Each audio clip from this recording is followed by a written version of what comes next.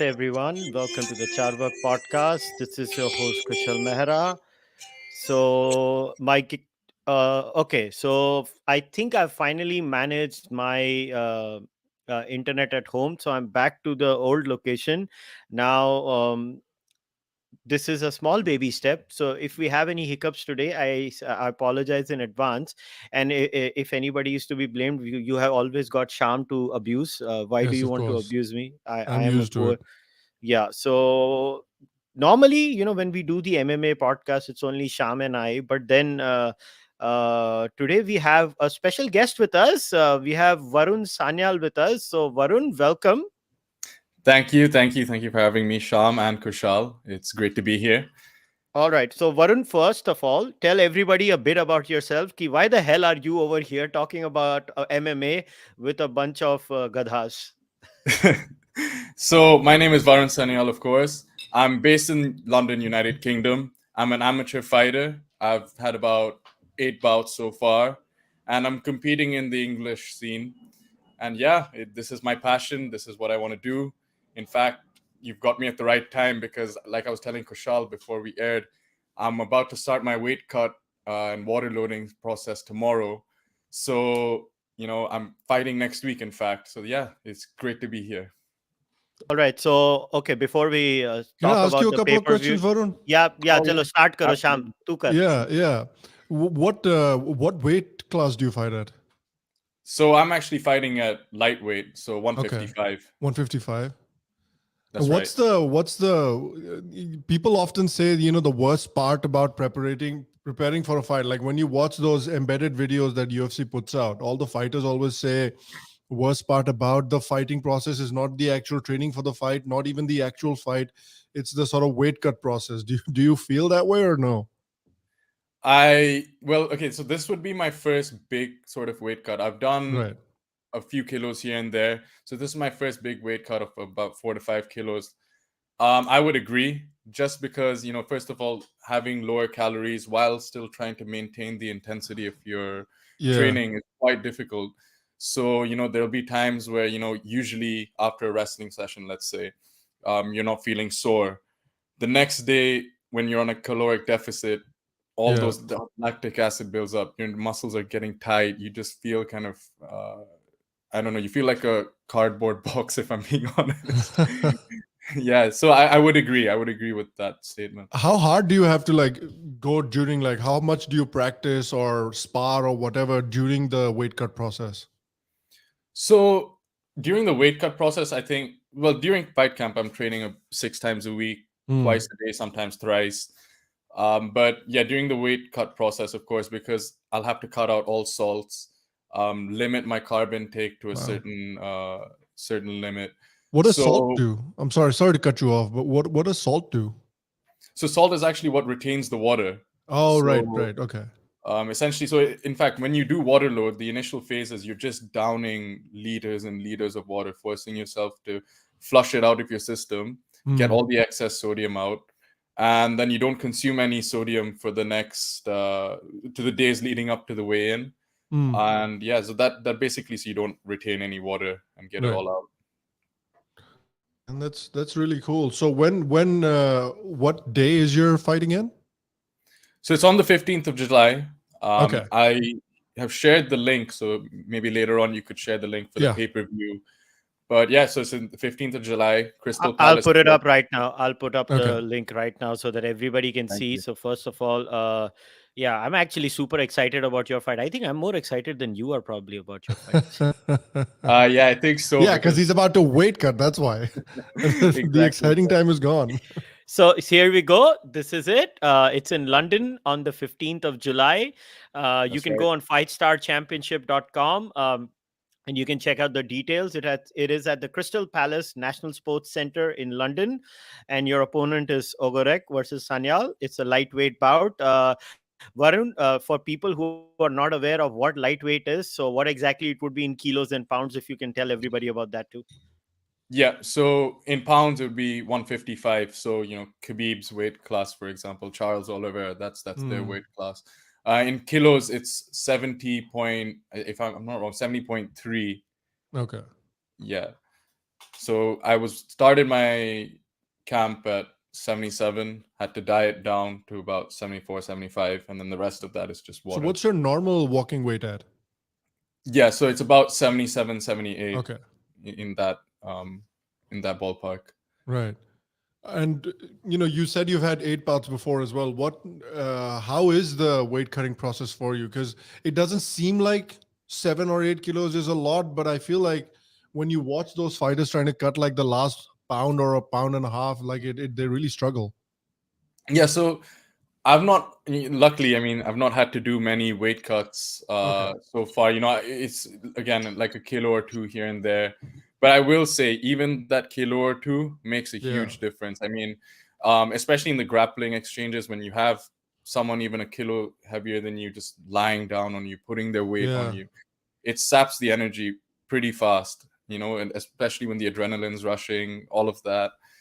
So yeah, I'd say definitely makes a difference. How does that work? Because I have seen so many times, like you have, like, I'm sure you've seen that too, and Kushal has too. You have fighters that like come to the weighing scale and they weigh, let's say, 185 or whatever. If they're fighting at that weight class, they weigh like 185, and then when they actually come in the next day for the fighting, they're almost at like 200 pounds, 202 pounds. Like, how do they go up in weight that quickly?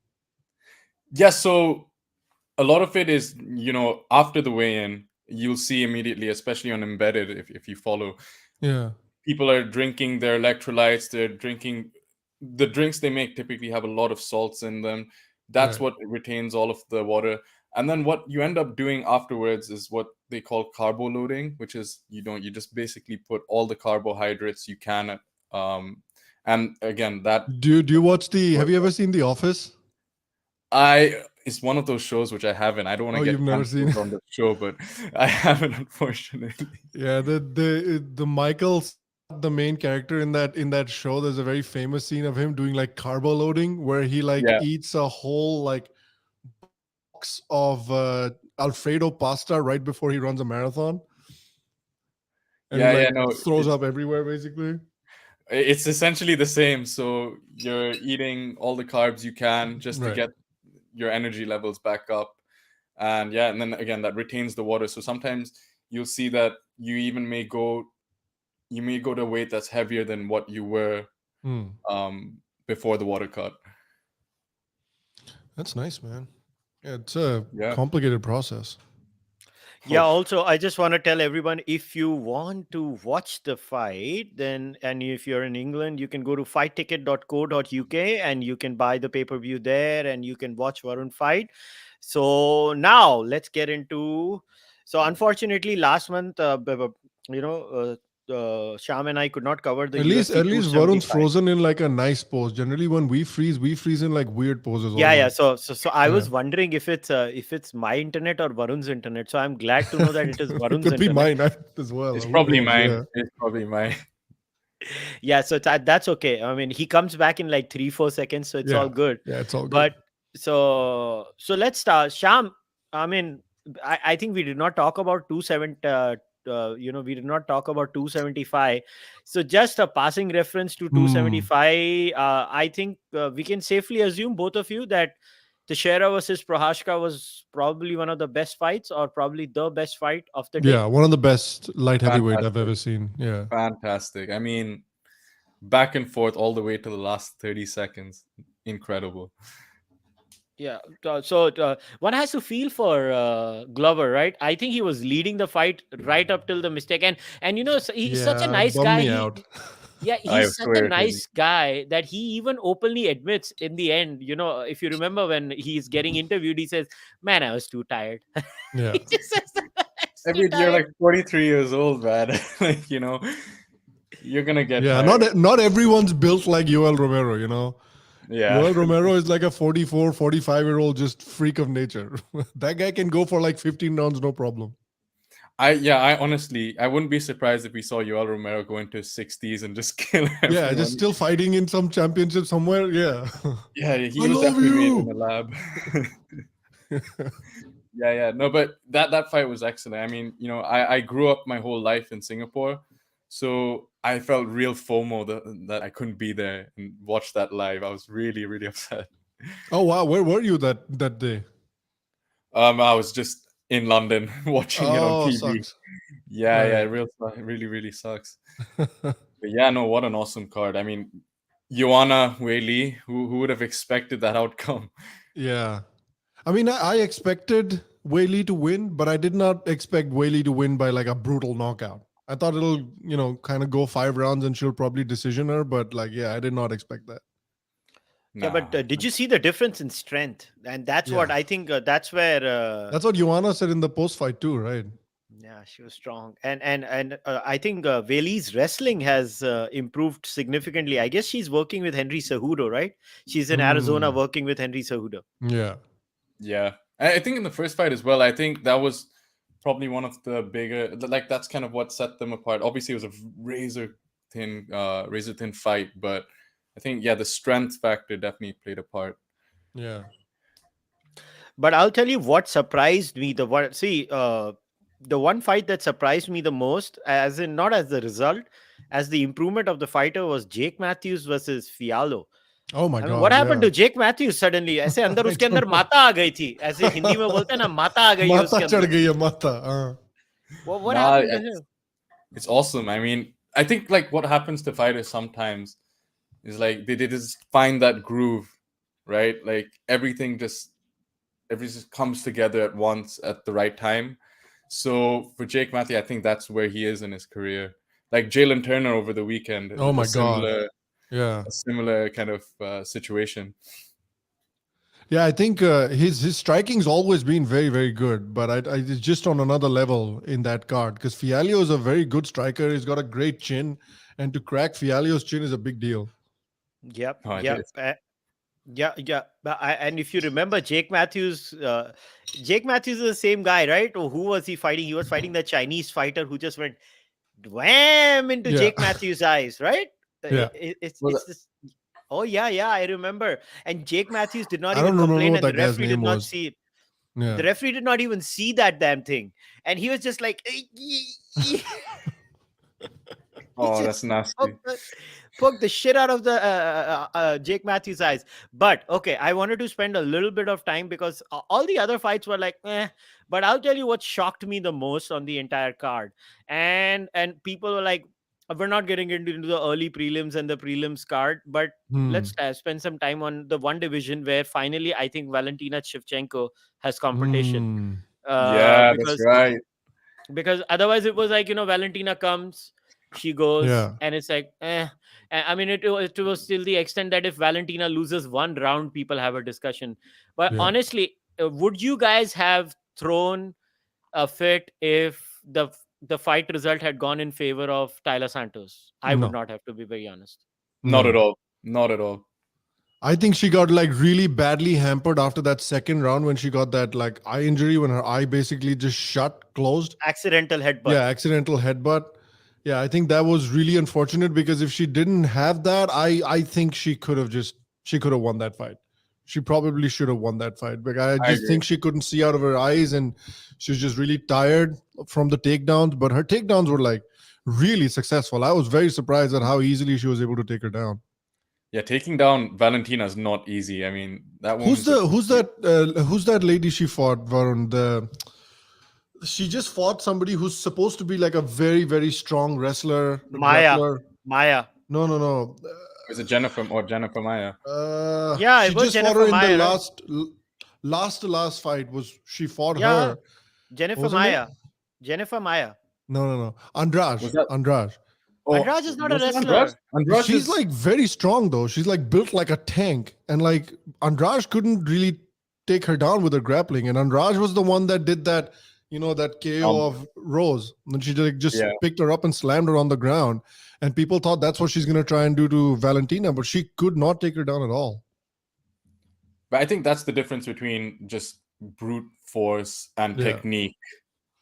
Like that's where techniques kind of comes into play. I personally was in the sense that I thought that Valentina lost that fight. I thought Yeah. that could be personal bias because I personally think that the person who runs the wrestling, whoever controls the grappling exchanges, Yeah. typically is winning the fight. But again, that could just be personal bias. And Because that's how Valentina Shevchenko didn't really do anything when she took down Santos. She didn't really do anything. Santos was at least still trying to like throw some elbows, do some damage. But Shevchenko was just like laying on top of her, basically. No, but if you remember the fight, whenever Santos took Mhm. her down, Shevchenko would throw those back fists. That's right. Yeah, yeah. But I think like when Santos was on top, let's say, because when Santos didn't have the back, when she was on top, then she was Mhm. like, at least she was trying to throw strikes. I didn't see Shevchenko like trying to throw too many strikes when she was on top. She was just, I think she was just naked. Yeah, I think it also comes down to like that whole argument of what's damage and what's not. Yeah. It's Yeah. unfortunate because I think that the person on top, it's very difficult, and the judges, a lot of them haven't ever fought. But if you have someone on top of you, trust me, that's doing damage. Maybe not to your face, maybe not to your limbs or whatever, Yeah. but it's doing damage to you here. Yeah. As in your cardio and gas tank is getting drained. Yeah, because if you're especially like you see a lot of fighters when they're trying to get up and somebody's just like clearly stronger and heavier than them and they can't. I mean, that's got to be very tiring. I see a lot of like fighters get into those defensive position when they do that little body lock when somebody's on top of them. That Yeah. means they're just basically accepting that dominant position. But a lot of them try to fight out, but if they can't, they're just like screwed. They're like, well, what can I do here for the rest of the round? Exactly. So yeah, Yeah. I think it's one of those that it's kind of a blurred line and it's kind of gray area Yeah. in terms of MMA. Yeah. How do you what kind of weightage do you think that in MMA currently, Varun, that takedowns are weighted properly? Do you think they're given too much weightage, not enough weightage? I think there's too much inconsistency. Hmm. Like sometimes you'll see a fight where a guy will land 3 takedowns, absolutely nothing with it, and get his face lit up for the Yeah. rest of the round. But then, because he got 3 takedowns, there we go. So Yeah. I think, it kind of, I think what should be taken into account is the control, whether it's on the cage, whether it's on the ground, the control and kind of what they're doing with it. Right. So like just not laying on top of someone. You're trying to like move into a better position to either submit them or throw more strikes, right? That's what you mean? Yeah, I mean, if you're laying on top of someone and you're not doing anything, you're not advanced, you're not even trying to advance position, you're Yeah. not throwing strikes, then I mean, it's as good as nothing. It's kind of a dead fight. Honestly, if Right. the guy at the bottom is throwing even small, like, hammer fists, I'd say that Yeah. guy is winning just because, he's doing more damage as Would per you the. have weighted the takedown of Blachowicz in Adesanya fight differently, or would you have given it the more weightage that the judges gave as well? I think that was properly rated, if I'm being honest. Okay. I think it's not like in that fight. It's not like Jan was completely, he was completely in a stalemate, right? He was still throwing his shots here and there. That's what I mean. I In don't, the but in the like, takedowns, I mean, sorry. I just meant simply for the takedowns. Like when he took down Adesanya, a lot of people complained that okay, he took him down, but he was just sitting there. He didn't really do anything until like the 10 seconds of the last round. yeah, I still think that's properly rated because I think when I say inactivity, I mean you're just completely blocked up there and Sure, holding, sure. and you're squeezing on for dear life. Then you're kind of like, what the hell are you doing? Because you're also exerting energy holding them down. Yeah. Whereas if you're like throwing those shots here and there, you have them against their will, pinned to the mat, then yeah, that should be rated. Right. Okay. I would recommend. I sent it to you also, Varun. Sham, tu bhi ye dekhna. It's this video on severe MMA. It's called MMA Judging Criteria Explained by Sean Sheehan. He's a journalist. He Oh has done a yeah. wonderful video explaining the judging criteria. It's a 24-minute video because honestly, I listen to Big John and Josh Thompson, right? And every single time, like you listen to Rogan saying, "Magar, why don't they rate this? Magar, why don't they rate that?" Hmm. And then you listen to Big John, he's like, "They do rate it, Joe. They do it. You just don't know about it." And it's shocking. Like even Josh Thompson has been very honest and open on the podcast where he has said that, look, most fighters don't know the judging criteria. They literally Hmm. don't know. It's only the judge. But then what I want to talk about is that then isn't it the responsibility of the authorities and the judges to actually bridge the gap, do some tutorials? Like Laura Sanko spoke about it. right? Hmm. Lorosanko was very vocal about it. I mean, DC and Lorosanko had a disagreement, and then they had a back and forth about it. It is quite obvious that most of the people don't know what the MMA scoring criteria is. Nobody Yeah. knows. I mean, it's the same thing with like the weigh-ins as well. Like what they did to Charlie Olives, I thought was like disgraceful. Like stripping him of his belt for like what, a pound and a half, maybe, or no, half a pound, right, or something like that. I It's like think a half a pound. pound. It was like Yeah, half a pound. It was so minuscule, like, and yeah. that I'm too. like, if that was happening in Vegas, he would have never been stripped of his title. That he only got stripped of his title because it was happening in Arizona. Yeah, again, and that's the other thing. I'm glad you touched upon that. I think also the judging depends on which state they're holding the event in, because Yeah, the judges are selected by the state athletic commission. So I think they have to have some kind of uniformity in terms of how they um, brief the judges, how they kind of tell them uh, how the bouts are scored. right. Yeah, Yeah, because if I remember, the criteria in Texas and Arizona are different from California. I think California and Nevada, they follow the unified rule system. Both the states have the same systems, but when it comes to like Texas had its own so I remember one of the differences in the scoring criteria was what is how do you judge a fight if the one of the fighters is going back and one of the fighters is leading the fight. I think Yeah. the unified rules have now changed, considering sometimes some fighters don't move forward but they tend to strike more even when they're moving back. And I think the unified rules try to correct that situation, but if my memory serves me correctly, Arizona and Texas still considered the fighter moving forward as something better in that sense. So it was something. I remember this discussion came up, and Luke Thomas was talking about it when the John Jones versus Kontayar Sham, the guy who everybody thought beat John Oh, Jones Reyes, after. Dominic Reyes. Reyes Yeah, or Dominic Reyes. the Yeah, Dominic Santos. Reyes. Yeah, Okay. Dominic Reyes. So I remember during that fight, everybody was like, he won. And then Luke Thomas was like, check the state they fought in Mm. and the Oh, scoring right. criteria they follow. So it's all insane. But then again, this comes to the classic case where in America you have this system where different states will have their own thing, and they refuse to follow the unified rules. Yeah. It's quite obvious. Some states will not follow the rules set by Nevada or the California State Commission. They, Yeah. especially if it's California, because you know how in America everything is intertwined. Texas will not listen to California. Yeah. I'm very sure about it. Even if it makes sense, they will not. And in this case, I honestly feel the unified rules are way more sensible than what Texas is following. But Texas is Texas; it'll do its thing. Now, we also had an amazing fight night, Sham. I think Emmett versus Cater was amazing. Oh yeah, it was a great That was fight. a fantastic fight, and Kevin Holland was looking really good Yeah. at 170 pounds. They even had a couple of good fights. But now let's get into the main, UFC 276 result. Hmm. All Let's right, do it. yeah, so Sham, Easy versus Cannonier. Were you entertained?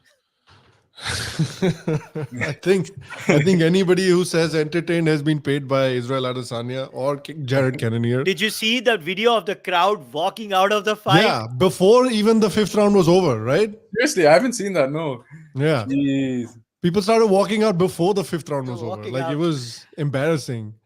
And did you watch? There is a viral clip of Yoel Romero doing the rounds. I don't know if you've seen it, but he's talking about his fight with Adesanya. And somebody said, does Adesanya remind you of Anderson Silva? And he got like super offended. He said, how Fair dare enough. you bring up Anderson Silva in the same conversation as Israel Adesanya?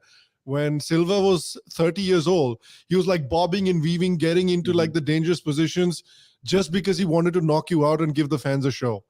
But this is what and he was talking about what Israel Adesanya did in his fight, because he kept like telling Adesanya to come, let's fight, but he was like just dancing around. At the end of the day, look, that's his job. His job is to win the fight. His job is not to entertain people. Yeah. That's just a perk. That's just something that gets him fans. But what helps him cement his legacy, what helps him make money, is winning the fight, and which is what he did. I understand the argument about it being a boring fight, and his past few fights have been a little bit boring, but everybody blames Adesanya. Nobody really blames the opponent.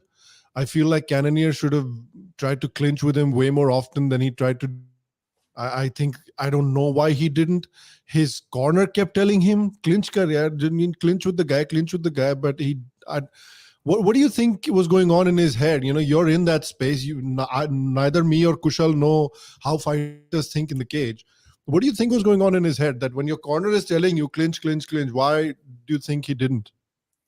So, I mean, the first 2 rounds, you can see he's just getting picked apart, right? Yeah. I mean, yes, it wasn't like, your flashy kind of flashy striking that you're kind of expecting from Adesanya, but he was picking him apart. I think that was kind of why he was hesitant to clinch, because Adesanya is known for those counter shots, for luring people in and then landing that sick combo and then putting people out.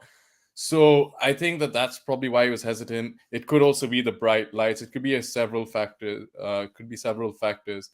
Because we did see that once he kind of got his groove, he understood what Adesanya was doing. I think once he understood where he was in terms of a big fight and the bright lights are on him, he found his groove. That's when he started engaging more. He started pushing the pace, started getting in that clinch. So that's what I personally think, but it could obviously be several factors. Yeah, because I feel like, and again, Kushal and I aren't fighters, so it feels a bit rich to sometimes say this, but like, you're 38, you're probably not going to get another shot after this if you feel, and so I feel like if you even start to get the sense that you're behind, I would think, and his corner was telling him to like sink, but it never really came close to Cannonier throwing the kitchen sink at Adesanya. Yeah, no, I was quite surprised, because I thought, like, at least in the fifth. See, I actually would go as far as saying I thought it was like it could be 2-2 going into the last round, just because of the clinch. I would say that just because of the clinch, but I'd probably have to rewatch the fight, right? Because again, I watched the fight at like 3 a.m. here, so it gets late. But if he just clinched more, even landed those shots against the cage, even if it's like those small, when he had him in the clinch, right? Yeah. Even doing small things, right? Just like throwing those light knees, those kind of hits, shots to the body, those things add up in terms of damage and in terms of cage control, and it looks better in front of the judges. So it's just those slight things that he had to do in terms of just kind of sway it in his favor. In terms of the coaches, I'd say it's a bit difficult sometimes when you're in there and your coaches are screaming, okay, go shoot, shoot, shoot. Yeah. Because sometimes you have a different idea of what's going on. Like you maybe want to throw the overhand instead. You're trying to set up an overhand. Your coach is saying, shoot, shoot. So it's your mind's kind of in a mess in those moments. Yeah. It is interesting because, one of the arguments that I heard from a lot of people in the Cannonier fight was that, okay, Cannonier is so much stronger than Izzy. Why didn't he try to like take him down and do some ground and pound? And I was thinking, people have made that argument for Izzy a lot, that take him down, wrestle him to the ground. But I think he's like a lot stronger than he lets on. Because I remember when Vettori was trying to take him down and he kept trying and he kept failing. And we forget that Adesanya is a very, very big guy for his weight class. He's like so much taller and like longer than basically everyone else other than Pereira in his weight class. Exactly. And from a technical kind of standpoint, he's a very good defensive wrestler, right? The way, especially on the cage, because he's so long, he's able to split his base quite wide, which it's makes hard to clasp your hands, right? Yeah, that's right. So that's one. Secondly, it's very difficult in terms of like, so let's say you fail 2-3 shots. I can guarantee you, even shooting one shot in a fight, it takes quite a lot of energy and it saps your gas tank. So you want to be conservative in terms of sometimes you don't necessarily have to be. Obviously, you have guys like Colby Covington who are shooting like every 5 seconds, but you do want to preserve that energy, especially if it's a 5-round fight. I Yeah. can imagine that Jared Cannonier, the last place he wants to be, is shooting, failing, being exhausted going to the championship rounds, and then just getting clobbered. So at Yeah. least, these are kind of things people have to take into consideration. When you bring up the Yoel Romero fight, I'm very surprised Yoel Romero didn't use it, because he's got a good gas tank. He's got, Yeah. all of these attributes. So I don't know. I think that's maybe why. He never uses his wrestling. That's No, the but I weird think thing about he that guy. doesn't Like use it. Yoel Romero Yeah. is like one of the most elite wrestlers in the UFC ever, but he never uses it. No, but Just I think there's a reason why, because I honestly think I disagree. I think the reason he does not use his wrestling is because he gets tired. I think it's the complete opposite reason. I think he gets really. tired. Yeah, if you remember his Whittaker fights too, if the first Whittaker fight, Robert Whittaker Hmm. versus Yoel Yeah. Romero, he did try to take Whittaker down in the first fight, and then you see how he got tired after the first and second round. He just went down. He just went Yeah. like this. And if you remember his fight with, who's that guy, the middleweight fight where Joel Romero का वो जो थोड़ा नाम खराब हुआ था, उसने cheating की थी. यार कौन था Oh, वो Kennedy. Tim yeah, Kennedy. Tim Kennedy fight where he was waiting a little bit extra, Yeah. or all of that had happened. And uh, if you remember, I have my doubts. See, look, every MMA fighter is going to have a gas tank, because Mm. Yeah. they're trained fighters. But Of we're course. not talking about, gas tank of Yoel Romero compared to me or you, Sham. We're talking about gas tank of fighters who are fighters. Like there Yeah. are, there are marathon runners, but then there are the best runners, and then there are marathon runners, right? There's Yeah. levels. Yeah, so there's that slight difference that we are talking about. So before somebody says, "Arey, तूने क्या किया life?" अरे भाई मैं थोड़ी ना fighting कर रहा हूँ. So that's not the point. The point is that we're talking about the best of the best, and even in that, I think the reason Romero does not do that is I think he's conserving energy. Did you look at his Bellator fight too? I mean, he Mm. knocked the guy out in the end, and he broke his jaw in his last fight. I saw the Yeah. fight on Bellator. That was But the nasty. point is, he's just become this different fighter now since the easy fight. He just stays there. He Yeah. takes the stance. He puts his foot forward, and he just does these things. And he's waiting for his opponent to attack so that he can clock him. Yeah. And he doesn't even threaten the takedown anymore. He's completely nullified and made the takedown threat zero. It's like almost if you're fighting with Yoel Romero now, it's Yeah. going to be a stand-up battle, and that's ridiculous because he's one of the greatest wrestlers in MMA. He's an Olympic medalist. What the hell is he doing? He should be He's taking one of the people down. one of the Elite. few Olympic medalists in the sport. Yeah. I mean, yeah, actually that's a pretty good observation. I you know what I would say? I'd say it's he relies on his explosiveness, so those Yeah. short bursts of explosions, rather than someone like Max Holloway, Colby, even Khabib, the guys who are relentless with their output. Yeah.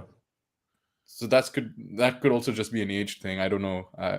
I'm not like the expert on all of this, but Yeah, he's like a spring. He like coils, and then explodes, and then Boom, coils, yeah. coils, and then explodes. Like that's kind of how he fights. That's how he takes like so many fighters by surprise. But I just feel like if you have such a freaking devastating skill, like one of the most elite wrestling in UFC, I mean, try to throw it in there every now and then. But yeah, I mean, I thought the more, Izzy's fight was Izzy's fight. I thought the more interesting fight was much more interesting fight was the co-main event. Man, that I remember Varun messaged me after the fight was Oh done. my He's God. like, "What do you made of this one?" I was like, "Clinical." I mean, he just dismantled Holloway completely. I mean, Max Imagine was not somebody, That Kushal, was who has never seen UFC before, tunes into his first UFC pay-per-view, watches that fight and like, "Yeah, Max Holloway, yaar, isko kuch ladna wadna bhi nahi aata hai isko." That's what they would think. They would think Max that would Holloway is a actually- little chump. Yeah, I know he made him look like a little chump as well. Yeah. Seriously. It was 50-45. ridiculous. That's like that guy is on the pound for pound rankings, Max Holloway. He's pretty high on the pound for pound rankings as Yeah. well. Yeah. I mean, Yeah, that's insane. speaking of pound for pound, my opinion, Volk's number one. I think he's number one over. Yeah, over because Usman even. the rankings are fluid, right? So currently, based on the Yeah. evidence we have this week, I think that makes sense. I think he has to be number one. Yeah, because look, the guy, no one does that to Max Holloway. And No. it's not like he was out wrestling him or anything. He mixed it up, right? He was piecing him up despite having that reach advantage, that size advantage, piecing him up in 1, 2, 3, out of there. It was incredible. And then when he had to wrestle, he clinched up on the fence, got his shots in, back disengage, back to the striking. His 1-2, his little jab and like cross was so fast. Like I don't know how, like it's crazy, like how much faster he got from even the zombie fight. Because when I saw the zombie fight, I was like, my God, this guy's so fast now. And then he gets even faster. Yeah, and he's not only is he fast, he's fast and he hits like a truck. Like the guy hits hard, and I don't know how he can do it for 5 rounds. It's like, imagine if like Henderson was like super fast. Imagine that. Yeah, that's insane. I think and it's his rugby background. His strength comes from the rugby background because he was a rugby player. Probably. Yeah, he's built like a brick shit house. Yeah. Oh, he really is. And you know what's for me the biggest kind of indicator that he dominated that fight? He got Max Holloway shooting for singles. I did see that. I immediately thought of that Nate Diaz line. Oh, you're a wrestler now. Yeah. Oh, exactly. Yeah. That's the best way of putting it. Yeah. No, that was insane. I can't believe it. And you know what? I think Volkanovski right now, like, again, this could be recency bias, but I think he's one of the most, if not the most underrated fighter in all of the UFC. I think people don't appreciate him enough. Yeah, Volk. Yeah. I don't think people give him his due. I mean, you can't really ignore him after this fight. Right? Anybody who was thinking that he's not that great, he's number one. You don't really have an argument after the Holloway fight. Yeah. He is the pound for pound number 1 right now. I think Kamaru Usman is number 2 in my opinion, although I love Kamaru Usman as a fighter, but I just think Volk is the best. And look, honestly, he's cleaned up the division outside of Josh who's Emmett. In that division now to fight Josh Emmett. I think he'll fight Josh Emmett now. It's the natural next fight. I mean, I don't know what else do you do. Go fight Olives, man. Go fight Olives. Just fight Olives, seriously. I think just go fight Olives. It'll be a fun fight. I'm sure Olives will like it. Why would he fight him? Think about it. Why would he fight him, right? Oliveira is going to fight Islam. It's very natural. Oliveira is getting Islam. Or Islam and Dariush, is the fight ever going to happen? I don't know. Are they doing the Islam Dariush fight? I think that's the fight to make. That is. But yeah, I think in terms of legacy and in terms of hype and all of that, I think Oliveira versus Islam is the one the UFC would want to make. And Oliveira would want to make, the guy who's the supposed next Khabib. I think that looks better on his resume than beating the smaller guy, Yeah. Although, I think that makes sense. Volk can bulk up. We've seen the guy at heavyweight, so I do think he can bulk up. Yeah, but I think Oliveira would want to fight Islam, and then what he'll do is either challenge Conor for the big money fight, or he'll challenge Khabib to come out of the retirement, because he'll be like, "Dekh, maine tere bande ko haraya, ab tu aa mujhe hara ke bata." Yeah, fair enough. But do you think Volk will get a fight at 155 anytime in the near future? No. Nope. I would love to see him at 155. Personally, I would love to see him go fight somebody at 155 and see what it's like. Think like this. Why would Dana do that? I know. Because if he beats somebody in probably the most competitive division in the UFC, if he beats the champion and takes their title, I mean, that looks really bad for that division. That does. Yeah. Because then, I mean, how's he going to do it? Like, because I think, first of all, Dana always has like sweaty palms when he's discussing this whole champ thing, because we saw what Conor did. He held up 2 divisions and then he rode off into the sunset. Yep. And then it does hold up the division in terms of challenges. You're kind of balancing both divisions at once. But I would absolutely love to see it. I think Oliveira versus Volkanovski would be a killer fight. Especially after we saw Volkanovski versus Ortega, for example. That was an incredible fight. We've seen that he can get out of those nasty, nasty submissions against a high-level jiu-jitsu practitioner. So I would love to see how he handles Oliveira's skill set. Yeah. I think how strong Volkanovski is something that most people don't really rate enough. And fighters find that out once they're in the ring with him. Like everybody says that same thing. Like Ortega said it. I'm sure Max was feeling it. Like everybody that fights Volkanovski comes out and says, yeah, I had no idea how strong this guy is. So I think that's another thing that it creeps up on you during the fight. You don't really realize it because he's a little guy. So you don't really think that how strong he's going to be. But I mean, look at him. The guy's built like like this. Yeah. His head's a thumb. His head's It a really thumb. is. Like His head's like 40% of his body mass, basically. like I don't know why it's a surprise. I look at the guy and I'm like, this guy will pick you up and slam you. Yeah. Yeah, it's insane that he's like that strong, hits so hard, and he's faster than 90% of UFC fighters. Like that almost never happens, that combination. That's why, like, it makes you wonder, like, what are they drinking down in city kickboxing and in Thailand, wherever they're training? Seriously, those guys. Oh, Yeah, like, I they're think producing some you know animals. what is all over unique there. about their game is the feinting. Have you seen Yeah. how many feints on Yeah. average per capita Izzy or Volk? It's so subtle. Their Yeah, feinting game Whitaker is as so well. subtle.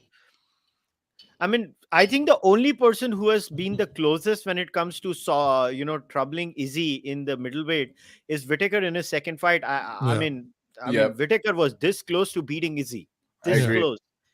So there's nobody else in middleweight. Obviously, nobody. I misspoke. So now let us talk about the biggest elephant in the room, Yes. which is Sean Strickland versus Alex Pereira. That's And true. I had literally predicted this to Varun. He Watch did. out for the left hook. I I told mean, Varun. that's his trademark, right? Yeah, Yeah, that's his just the trademark. left It is. hook. Yeah. I mean, most of his knockouts, most of his, not most of his, but his highlight reel, if you search Michel Pereira on YouTube, his highlight reel is all left hook, left hook, left hook. It And is. that's what he kills I mean, people even with. Adesanya put Yeah, him out with that left hook. with that left hook. Yeah, I do feel bad for Strickland because he had like probably the best press conference that a fighter has had in a very, very, very long time. I love Like it. I've never seen Adesanya rattled by somebody like this guy. Oh, he was not happy. You could He was tell he not was happy. not happy. I feel like the hentai thing was like particularly, it got him like way too touched much. touched a soft spot. Yeah, touched a nerve there with the hentai stuff. Yeah. That was so funny, though. I think, honestly, every press conference from now on, I want to see Sean Strickland right there. Right. Shaun Right. Strickland का जिसको बोलते हैं ना हिंदी में screw ढीला वो actually Yeah. उसका screw ढीला Yeah, he's like, I if I love win it. the fight, I'm gonna trade in my Hyundai. I'm gonna get it, or Nissan or something. I'm gonna get a nicer car. Finally, I'm sick of this Nissan. Yeah. Yeah. Where's my sponsorship? Yeah, I'm gonna Yeah. wear a suit. I'm gonna stop wearing t-shirts to a press conference. I thought it was a great, one of the best press conferences I've seen from a fighter in a very long time. Oh, it was so exciting. I think we need to get him, Colby, Connor, all of them in one panel. Like We a just need to Hall of have Fame press conference. That's a Hall of Fame press. and Bring you know in- who's moderating that discussion? Chael Sonnen. Yeah, I was just gonna say Chelsea, Michael Bisping, bring him in as Yeah, well. that's why, and you can tell, like if you ever watch Chael Sonnen's videos, you can tell he loves Strickland. He's always He making does. excuses for Strickland. You know he loves him. Oh, he absolutely does. But speaking of that, I think in this fight there are no excuses for Strickland. I think his approach was just. What was he doing? He was just What walking was he doing? straight. I mean, to be fair, Varun, he said in the press conference, I'm just going to stand and bang with the guy, which I thought was like, why would you do that with a guy like that? Yeah. You've lost it. You've lost it if that's Yeah. what you say. There's level. And I mean, Corey Anderson very famously said that there's levels to this, and he Yeah. is speaking facts. Kickboxing, those guys are killers. They know Yeah. what they're doing. I mean, just the range, there's something as small as the range, it gets overlooked. It's insane how much that makes a difference. You could tell he was waiting, calmly, patiently waiting. As soon as he saw an opportunity, he sets his feet, plants his foot, left hook, done. Good night. Yeah. You know, It and is. even What's crazy is that he doesn't even have like a big wind up. Like a lot of like no, people who hit power shots, they have a big wind up. This guy yeah. doesn't even have a big wind up. It's just like a really short hook. And that's the thing. Again, when I say there's levels, when you're at that level, you're Alex Pereira's level, you're Israel Adesanya's level. It's all technique, the way Yeah. you utilize your mechanics. Obviously, he is a big dude and he's jacked. Yeah. He's a big jack dude. But in terms of knowing how to use the mechanics, that makes a huge difference. I mean, Kushal, you're a huge boxing fan. I'm sure you've seen the same thing in boxing, right? Those guys, the way they maneuver themselves, Mm-hmm. it's far different than the MMA guys. Yeah. Yeah, it's the foot movement is different. Everything is different. But then now the biggest question is, who does Izzy fight next? I'm looking at the rankings. Whitaker is one. He just beat him. Yeah, Cannonier is two. He beat him. Vettori is two again. He's beaten Vettori twice. guys. Derek Brunson, he's beaten Derek Brunson. And Derek Brunson lost his last fight, so he doesn't get a title shot. Yeah. Paulo Costa has been beaten by Izzy. All Mhm. you're left with And is Vittori. Alex Pereira. Yeah. Yeah, You're only it left with is. Alex Pereira. That's the next Yeah. I mean, that's we the all know natural Uncle fight to Dana make. doesn't really care about rankings when making He fights. doesn't hear. Yeah. Or you have the Darren Till and Jack Hermanson fight, right? That's Hmm. due, right? So either the winner Yeah, of that fight gets, if Till wins, then Izzy might say, I want to fight Till because he likes to Hmm. do that sparring match with Till. Or I yeah, think it's pretty much Alex Pereira. And then Izzy has pretty much cleaned up the entire division because Yeah. I'm just looking hmm down. Brad Tavares, Duplessis had a good fight this time. Yeah. Imavov, Uriah Hall did not have a good fight. Gastelum, Andre Muniz. I really don't see anybody else. What is he there gonna is no do? one This, else. Yeah. yeah, But There isn't really anybody else. I wish there was like a guy who size of Pereira, but who was also like an elite level wrestler, like that kind of a guy yeah, to go against Izzy. But there isn't a guy like that in that division. no. So I actually saw a rumor. Well, it was on Chael's channel. They were speaking of Kamzat versus Pereira. Ooh. You know, he's a middleweight. I mean, we've seen him win at middleweight. He's a big dude. Um, so I don't know. Maybe that could be a number one contenders fight going on in the future. I think Till needs to rack up a few wins before he gets Yeah. in the title conversation. Personally, but yeah. yeah, Chimaev versus Pereira. What was Till's last fight? Who did he fight last? No, but don't you think the natural output is Pereira versus Izzy because both were on the same Yeah, card, and now both can get the same amount of rest, and then both can book a fight again because now in December Izzy and Pereira can fight at the year-end absolutely. Yeah. Christmas card or Hmm. whatever. Yeah. Yeah. I think I mean, that's the fight that makes sense. that is the fight that makes it. He beat. I mean, Yeah. look, Sean Strickland isn't some joker. Yeah. He's not ranked He's number ranked. 4. He's ranked So, number 4. Yeah. Now yeah, he's gone down. Now he's 7. Well, before the fight, he was. yeah. Yeah, Before the before fight, the yeah. fight he was ranked 4. Or somebody had said, well, maybe Izzy can go back up to lightweight. Yeah, this time he's not fighting a wrestler. He's fighting Prohashka, who's more of a striker. I Yeah. don't know. I think Izzy should fight But Pereira because he's got that Prohaska monkey can off his back. wrestle. Like he can grapple. Clearly, if you're surviving with Teixeira. Glover Teixeira, that means you can grapple.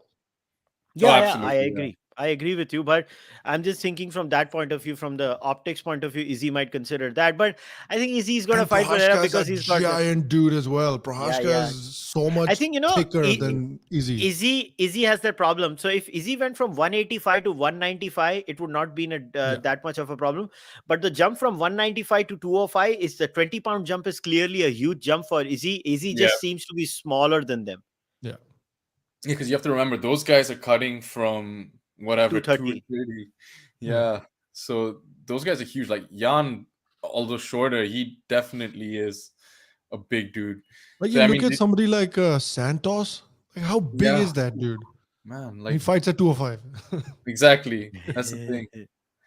That's why when people were saying the whole John Jones versus Adesanya fight, I was like, I don't know if he wants Yeah. that. I don't know if he wants that. Yeah. Yeah, so Yeah. I think it's a good decision that they did not fight. But I was just looking at the other fights on the card. I think Barberena versus Robbie Lawler is what we Hmm. will call a Pesa Vasool fight. Yeah. Like, Awesome fight. yeah, it was just Awesome fight. that's what you get when Brian Barberina comes. Either he gets knocked out or he knocks someone out. That's what It's he just does. you know what the shame about that fight was. What made me sad about that fight was that you can see the difference in Robbie Lawler. Robbie Lawler has the same kind of like power in his hands, but he doesn't have the same endurance anymore. Like Mm. Robbie Yeah. Lawler could have the shots that Barberina was hitting him with. Robbie Lawler could have eaten that no problem 7 or 8 years ago. Easy, no Yeah. problem. He walks through like 50, 60 shots and then knocks you out. Like Yeah, that used he to be Robbie like Lawler. dinner. And that's the thing. I think the volume got to him this time, which, yeah, like you said, it wouldn't necessarily be the case maybe 7, 8 years ago. And that's just, I mean, it comes down to several things. I think it comes down to age. He's taken Yeah. so many shots, like at what point do you kind of just say, I don't really want this anymore. I think that's also Yeah. what it comes down to, like how much do I want it? Yeah. And you could see he's not like even Like against especially if you know you're never gonna fight for the title, like what's your yeah, motivation, right? exactly. And you could see it against like for example, Colby, right? Like he was just trying to throw that big haymaker, but most of the fight he was just getting worn down and Yeah. kind of accepting it. Kind of like an older, like the end of career Tyron Woodley. Yeah. Yeah. But that was Yep. unfortunate. Yeah, I agree.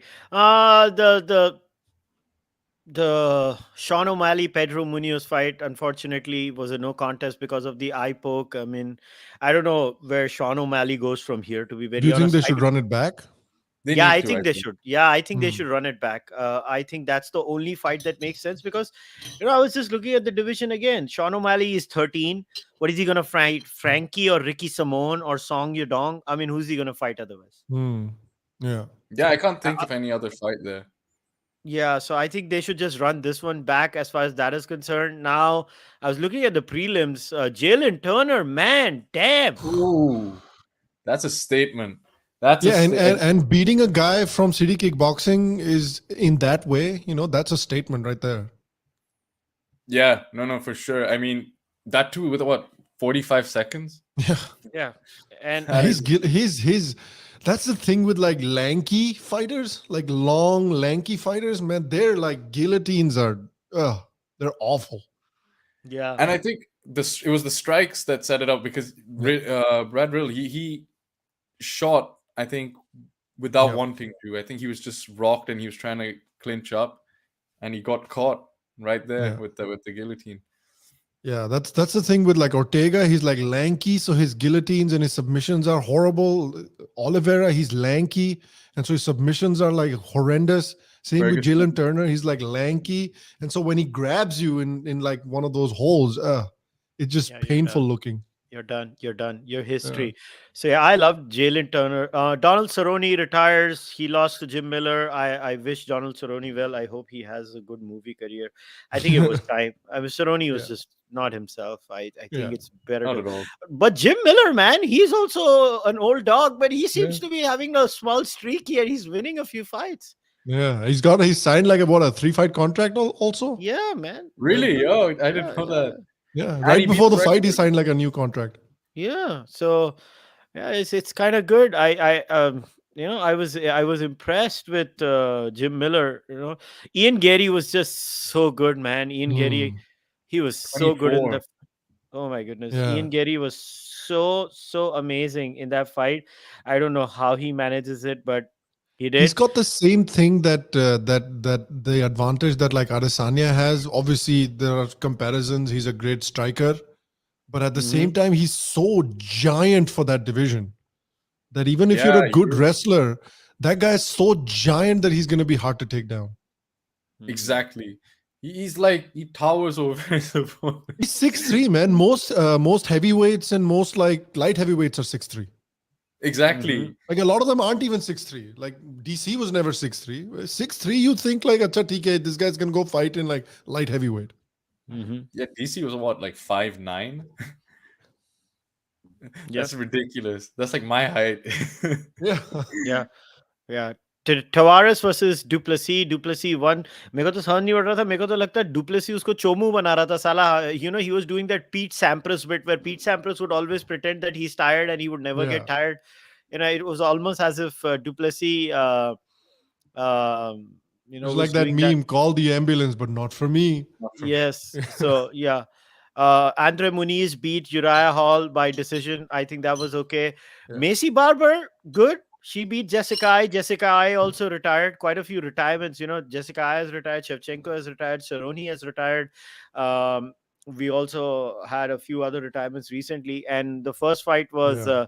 Stoliarenko that beat Jessica Rose Clark. So yeah, it was a pretty good fight card overall. Just a few news other than that. I wanted to talk about one more news. Zabit Magomed Sharipov has also decided to retire. He's retired Yeah. from the fight game, and his reason was he wants to focus on his doctor ka career. By doctor Shabash. Yeah, he wants to become a doctor apparently. Like, where did that come out from? Wow. Yeah, somebody needs to take care of these fighters, I suppose. Yeah, Maybe fair he's found a little niche there. I'm going to be a fighter doctor. Yeah, no, it's so interesting. Imagine walking into your clinic and you see Zabit is about to perform an operation. I don't know. I don't know how I feel about that. Yeah, that would be funny. What do you think of the Leon Edwards Usman fight? Oh, Usman. there was a fun press conference, really fun Yeah. press conference. I think Usman takes it. It sucks to say Yeah. because Leon Edwards is in this scene. He's in the UK scene. Yeah. In fact, I've had a few fights in his gym, Renegade, in Oh Birmingham. wow. I've actually fought a few of the guys who train out of there. So obviously I would want him to win, but I think Usman gets the job done. Yeah. Yeah, I agree. So one more very interesting news. I don't know if anybody saw it. This is old news, but so the two promotions are coming together. BKFC and Bellator are coming together, and Seriously? MVP is fighting Mike Perry on August 20th in London, and it's going to be a BKFC fight. BKFC London. Hmm. Oh, Wow. So is it in London? yeah. So let me put up the promo up. So I know that's why. No, not a lot of people are talking about this, but I am really excited about this. So this is the fight. This is going to be an Oh, look at exciting that. fight. Yeah, it's bare knuckle, by the way. Oops. Huh. Knock something down. Oh, it's a bare knuckle fight. Oh, look at that. Wow, look at Yeah. Oh, MVP is still with Bellator. Interesting. Yeah. He's So like their poster Bellator. boy. Yeah, so Bellator does not have that clause, right? That you can't go and fight others. Hmm. Bellator Mhm. lets its fighters fight other people. Bellator does not have that clause that UFC does. It's only the UFC that has that clause that if you are contracted with the UFC, you Yeah. cannot fight anybody else. So yeah, good on MVP, man. I think he's doing a good thing, and I'm actually happy. Another sad news that had happened. I don't know if you guys followed the South African boxer Simiso Buthelezi. He unfortunately died. He had a Mhm. very bad fight. So yeah, that was. Oh my God. No, I didn't see that. Was that the Yeah, one where he started shadow boxing in the middle of the? Was that the one? Yeah, this was I think in early June or late May. The Mhm. fight had happened. He was. I think. I wish they had stopped the fight before. Yeah, but this tends to happen way more in boxing than Yeah. in MMA. Uh, and as always, I wanted to share a few other news also. So comes on fighter pay. So I don't know if you guys have heard, Triller has yet to pay Sergey Kovalev and the Of Turvel course. brothers and Kubrat Puvlev for their May fights. FYI, Triller had claimed that they were going to change the boxing game Yeah. forever. Yeah, so much for that. So that Yeah, was one news that. didn't they were the ones who were saying that they got like a record number of pay-per-view buys or something like that? Yeah. Don't know So what happened there. Well, it's all talk. I think there's a lot of dirty stuff that goes on in the back in terms of pay and all of that. Yeah. yeah. I mean, it was So the same thing with that Golden Boy as well, right? That Yeah.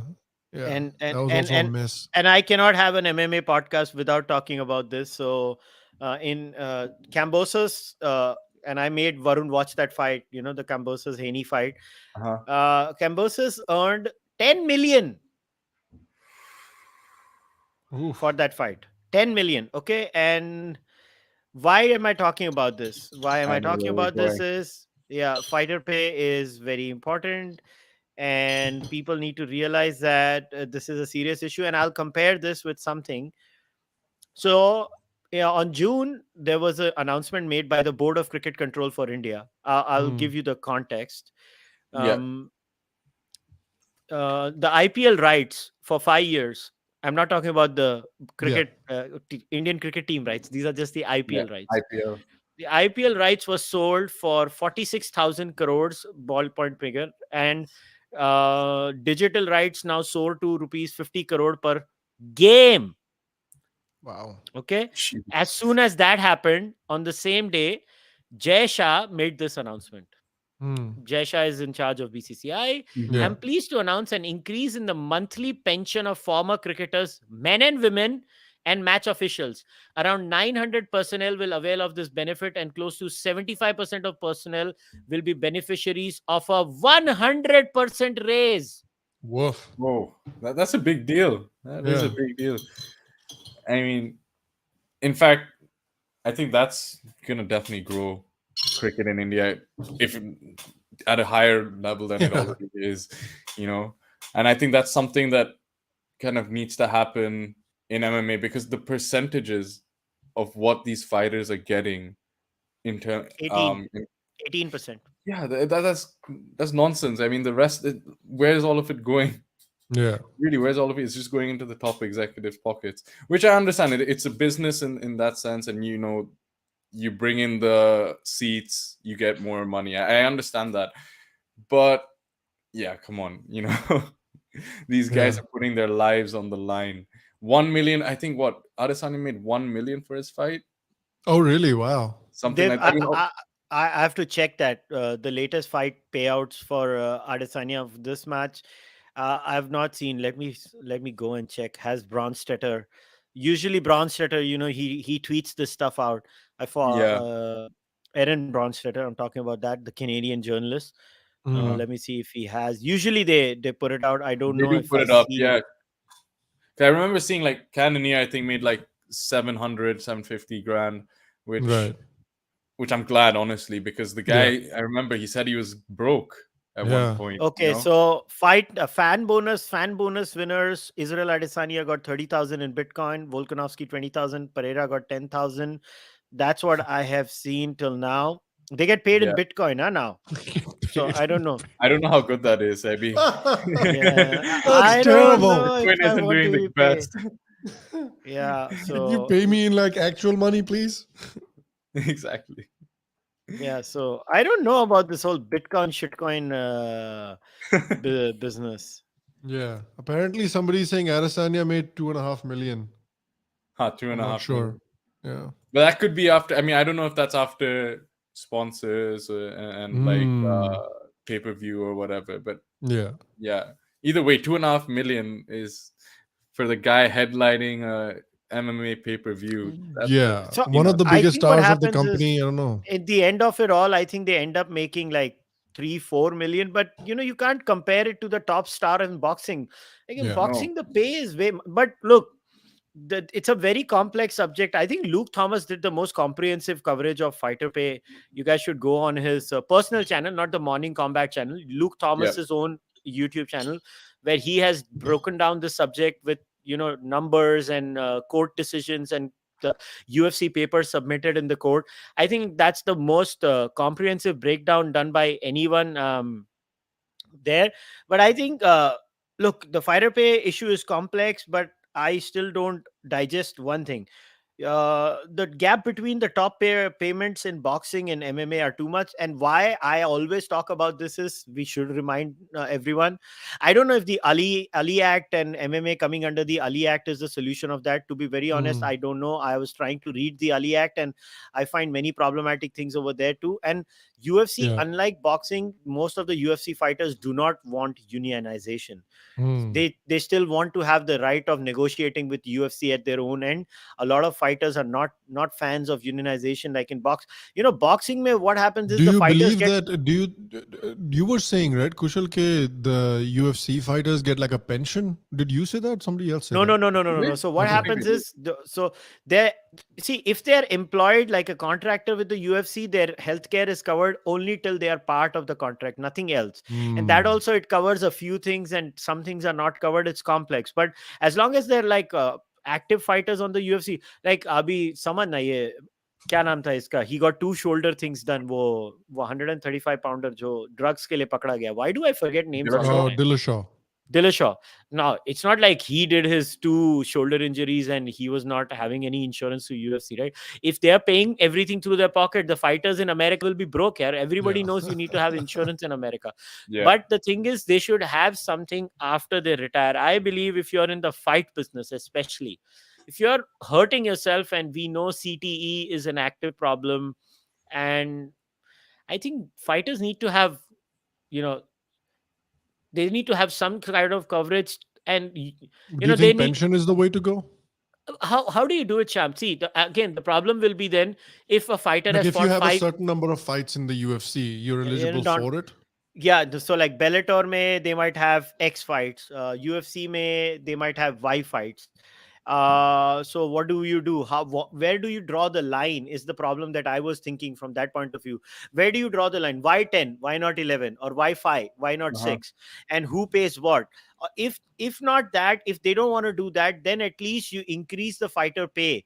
Hmm. You can't have a fighter fighting in the lower card for 10 and 10 or No, that's 6 and horrible. 6. And Yeah, I'll tell you you what, can't a have lot of that. that money, it it gets taxed. A lot of it Yeah. goes into coaches, Yeah. transport, everything. By the time you take away all those costs, your takeaway is nothing. It's really Yeah. nothing. You're maybe like 1 or 2 grand, you know, Yeah. if not less, which is unfortunate. I mean, even if Paddy Pimblett, I think he was very vocal. He said, I think he got 2020. Hmm. He sold out the O2 here. Everyone in the Hmm. UK, whether it's like amateur, professional, whatever, here in the UK at least, they love him. Yeah. I absolutely love the guy, and he's selling out stadiums here, and he's getting 2020. That is, I Wow. think that's a shame. Yeah. You know, Yeah, Paddy Pimblett need to stop eating those pizzas, man. It's not healthy. oh, he's really, but he's getting back in shape. I've seen Yeah. his, he put his YouTube out. He's getting back in shape. But yeah, no, I just do think that the way forward is to let these guys, I mean, this is one solution, is to let these guys at least get their own sponsors, Hmm. like how they had earlier, even if it's just a small patch on your shorts, or it's like having the banner at the back during your announcement, whatever it is. I think Yeah. you need to let the fighters find their own sponsors, because how else are they supposed to make Yeah. new income streams? Yeah. Yeah, UFC doesn't let that happen. Bellator does. Bellator lets you have those Yeah, options. yeah. I mean, you have UFC fighters literally starting YouTube channels and putting sponsors on their Mhm. YouTube channels to make like different income streams. They have to become Yeah. YouTubers as well, Yeah. to Exactly. make extra income. Yeah. Yeah, it's sad. It's pathetic. Yeah, I guess we've covered all the news. Anything else, Sham, that you want to talk about, or Varun, before we wrap it up? No, uh, sounds good.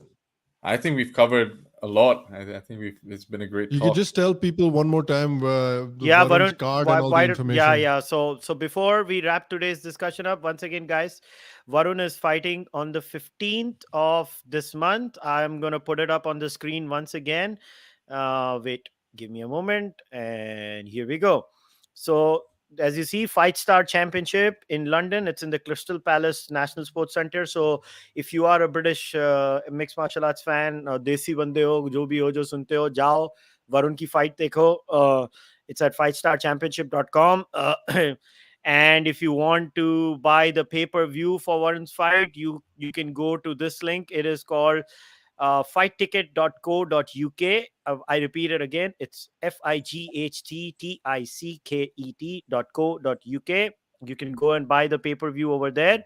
And Varun, once again, all the best for the fight. Thank you Yes. so much. I wish you the best, and we are very excited. मैंने जब शाम को बोला था कि यार अपना देसी फाइटर फाइट कर रहा है, इसको तो अपने को आगे लाना ही है. So I'm really happy for you, and let's and looking forward to many more MMA chats with you too. No, absolutely. I've enjoyed this so much. It's MMA is still one of those niche kind of sports. Although it is growing fast, it's not easy to find people who are interested. So I'm so happy to have like-minded people and just be able to discuss what's going on. And for those who do want to watch my fight, you can find me on Instagram at Varun Sanyal. The pay-per-view, of course, is at fightticket.co.uk. And if you're based here or planning to come here in the next week or so, please come down. It would be absolutely incredible to have you support. And yeah, we blow off the roof. Awesome. All right, guys. So we'll wrap it up. You know the drill. If you want to support me or Sham, you can follow our YouTube channel, subscribe, like. You can support us on the membership on YouTube or Patreon, buy the merch, or send your donations in Sham's case through UPI, through PayPal. In my case, through UPI. We will see you again. I think the next pay-per-view is at the end of this month, so we'll cover it next month. We'll cover the pay-per-view next month, and tomorrow, Thursday, we'll be back on Sham's show as always, that we do regularly. Until then, take care. Tata, bye bye.